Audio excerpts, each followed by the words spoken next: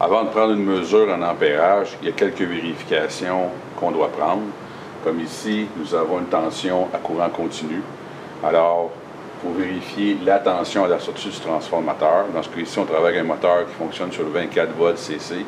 On vient vérifier à ce qu'on ait bien 24 volts CC à la sortie de son transformateur, parce qu'une baisse de tension, évidemment, augmentera l'ampérage mesuré. Puis, on va vérifier sur le moteur combien d'ampérage qu'il va générer. Dans ce cas-ci, on a un moteur qui possède un FLA de 4 ampères. Et par la suite, au niveau de l'installation, on s'assure que, par exemple, les conducteurs sont capables de supporter le 4 ampères du moteur. Et je l'ai installé sur un bouton ici qui est capable de supporter jusqu'à 10 ampères.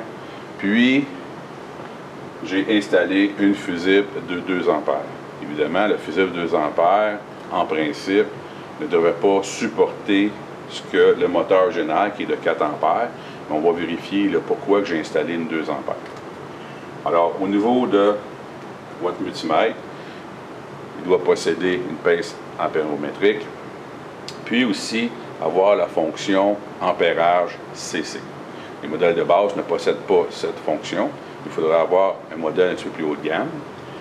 Puis, de vérifier où qu'on peut prendre une mesure. Dans ce cas ici, on est en ligne directe avec le bouton poussoir qui est ici. Alors, on peut prendre la mesure à la sortie du moteur, au bornier et même au bouton à l'entrée et à la sortie. Alors, j'ai positionné la rondelle vis-à-vis l'ampérage DC sur mon multimètre. Je vais utiliser les pinces.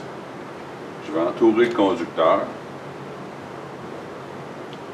Et je vais appuyer sur le bouton pour prendre la mesure.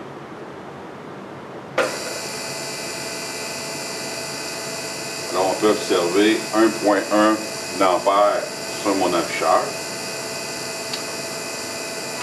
qui n'est pas 4 ampères, évidemment, parce que le moteur n'a aucune charge. Alors, c'est normal qu'il consomme un peu moins que l'ampérage du FLA. Alors, c'est pour cette raison que j'ai installé un fusible de 2 ampères.